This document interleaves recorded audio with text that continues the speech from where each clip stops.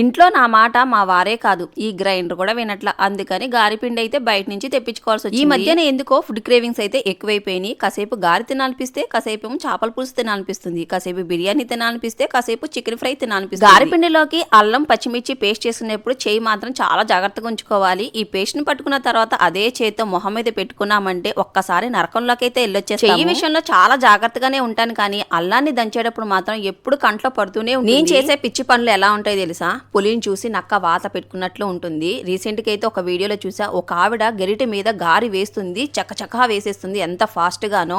అలా చూసి ఇంత ఈజీనా అనుకున్నా. అదే పని నేను చేస్తేనేమో ఆ పిండి గెరిటి కత్తుకుపోయి నూనెలో పడనే పడలేదు. ఇంకా పై ఏమైందో తెలుసా? ఆ గెరిటకున్న వాటర్ డ్రాప్స్ అయితే నూనెలో పడి ఒక్కసారే పటపటమని లేసింది. ఇంకా మా వారు పక్క నుండి ఎప్పుడు చూడు ఆ గారి వేసేటప్పుడు పిచ్చి పనులు చేస్తూనే ఉంటామని అరుస్తున్నారు. పుడుతూనే ఎవరైనా పనులైతే నేర్చుకోరు కదా, చేస్తూ ఉంటే అలవాటు అవుతుంది. అందుకని నేను అప్పుడప్పుడు ఇలా ట్రై చేస్తూ ఉంటా. ఈజీగా అనిపిస్తే అవి అలవాటు చేసుకోవచ్చు కదా. 90s కిడ్స్ బ్రో, పూర్తిగా పనులు రావు, అలాని రాకుండా ఉండవు, మిడిమిడి జ్ఞానం అన్నమాట. గారెలోకి అయితే చికెన్ కర్రీ చేసుకుందాం అనుకున్నా, కానీ కుదరలేదు. చట్నీతో అయితే సరిపెట్టుకున్నా.